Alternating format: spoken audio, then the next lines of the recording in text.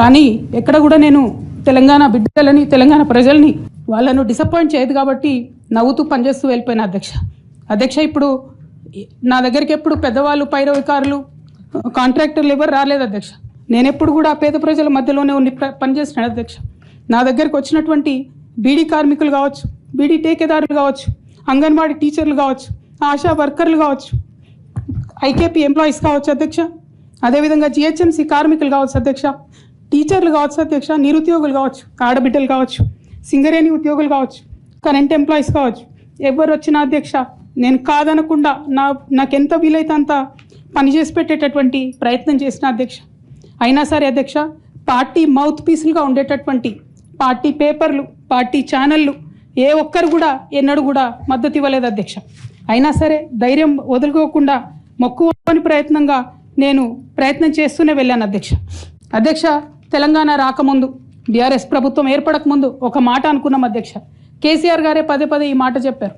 ఉమ్మడి రాష్ట్రంలో మనకు కాంట్రాక్ట్ వ్యవస్థ వచ్చింది, మరి కాంట్రాక్ట్ ఎంప్లాయీస్తోని, అవుట్సోర్సింగ్ ఎంప్లాయీస్తోని దేశానికి నష్టం జరుగుతుంది, రాష్ట్రానికి నష్టం జరుగుతుంది, అందరికన్నా ఎక్కువ తెలంగాణ యువకులకు నష్టం జరుగుతుందని చెప్పారు అధ్యక్ష.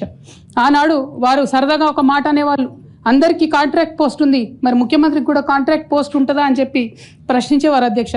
కానీ తెలంగాణ వచ్చిన తర్వాత 10 ఏళ్లలో కూడా కాంట్రాక్ట్ వ్యవస్థను మనం రద్దు చేసుకోలేకపోయినాం అధ్యక్ష. అది కాకుండా అవుట్సోర్సింగ్ ఎంప్లాయీస్, అవుట్సోర్సింగ్ వ్యవస్థను పెంచి పోసిపోయినాం అధ్యక్ష. బాధతో చాలా ఆవేదనతో నేను ఈ మాటలు చెప్తా ఉన్నా అధ్యక్ష. తెలంగాణ సమాజానికి ఏదైతే ప్రశ్నించడం నేర్పించినటువంటి బీఆర్ఎస్ పార్టీ అధ్యక్ష, అంతర్గత వేదికలలో అనేక సందర్భాలలో నేను ప్రశ్నిస్తే అధ్యక్ష నా మీద కక్ష కట్టారు అధ్యక్ష.